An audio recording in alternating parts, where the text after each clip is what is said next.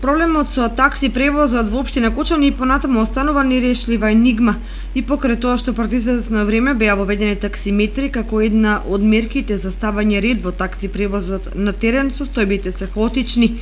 Имено од околу 170 таксисти кои се занимаваат со превоз на патници, само нешто повеќе од 50 ги исполнуваат препишаните норми.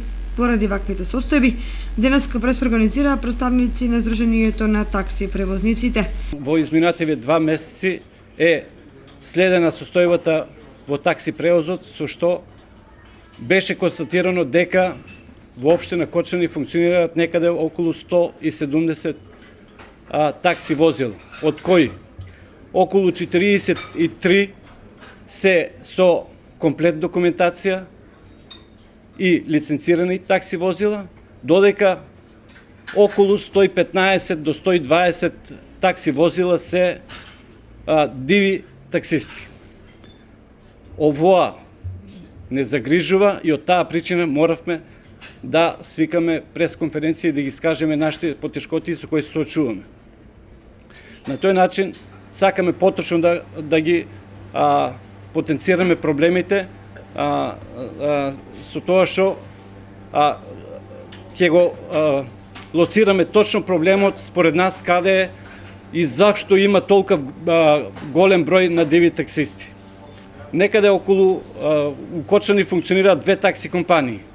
Од тие такси компании во едната има околу 43 такси лиценцирани такси возила и со фискални апарати, со лиценци и кои издаваат фискални сметки на сите патници.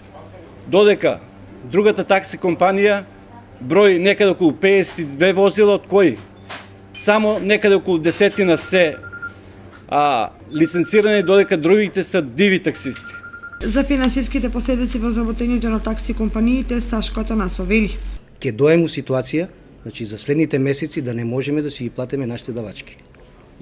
До таму е дојдена работата. Како представник на возачите од такси компанија Џокер, апелирам до надлежните органи да ни помогнат да се решим од нелојалната конкуренција. Само тоа го бараме. Не бараме ништо друго. Дека и паркинг просторот е проблематичен од изјавата на Драги Ангелески.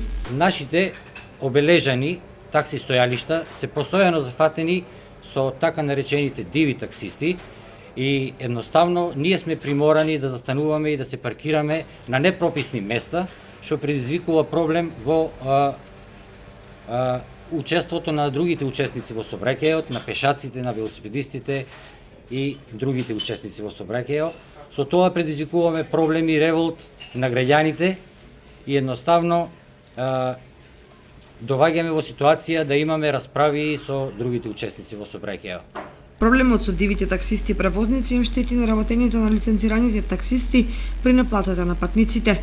Не можеме да конкурираме со таа наша цена, односно не е таа наша цена, таа цена одредена од Советот на општина Кочани, што возиме по таксиметар и може да биде повисока со 5-10 денара за разлика од дивите таксисти кои возат без таксиметри, кои наплаќаат како ќе текне, а можеби у некои прилики можеби и повеќе ќе наплатат за тоа што немат фискален апарат и не може да докажат колку е возена релацијата.